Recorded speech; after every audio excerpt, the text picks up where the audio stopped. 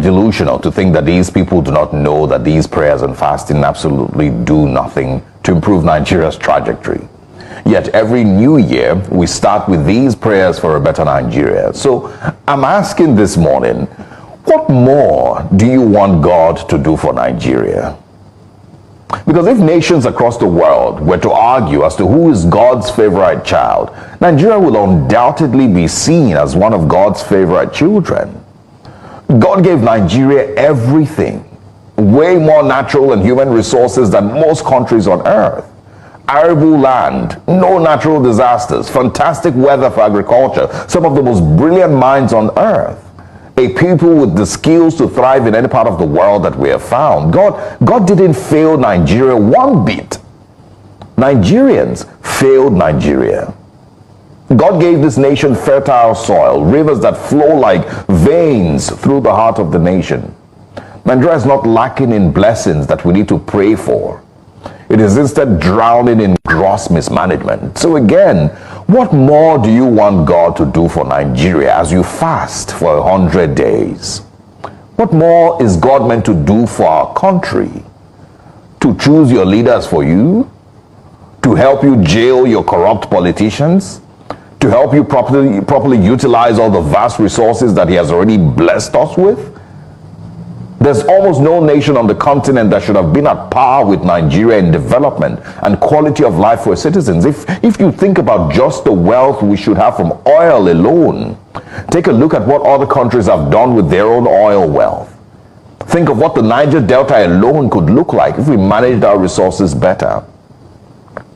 So stop praying to God to bless Nigeria. He's already blessed us beyond what we could ever imagine. And again, when you are calling on God to save Nigeria, what exactly do you want Him to do? God is not going to run your elections for you. He's not going to run your justice system for you.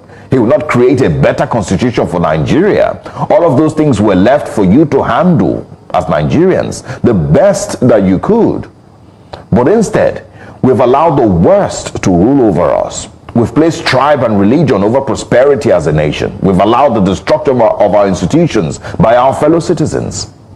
God didn't abandon Nigeria. Nigerians instead have laid our bed this way, and so we must lay on it. Your National Assembly members are singing on your mandate, we shall stand.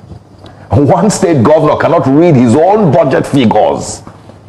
One state governor paid his children's school fees till graduation and is currently being welcomed home like a hero. Where do you want God to step in here? If your governor can't read his own budget figures, what do you want God to do in a situation like that? Again, we have laid our bed. Let us lie on it. Good morning, Nigerians. Now we are about to fast. We are starting January 11. 100 days, that's all. But if you want to mix it with some continuous fasting, if you fast continuously for 14 days, that will count for 28 days. If you fast continuously for 21 days, that will count for 63 days. Each day will be 3 if you do 21 continuously. If you do 30 days continuously, that will count for the 100 days. And I've already told, if you are 70 and over, you are released. And if you want to join, then you can break by 3 o'clock instead of 6.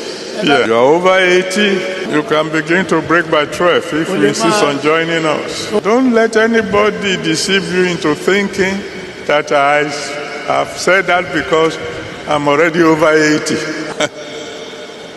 I will do the single ones. In the middle of it, I'm going to do enough of continuous fasting to cover the whole 100 days. I'm not leading from behind. How can you be still fasting at this your age? Leave me alone. And by the grace of God, we will remain healthy and strong.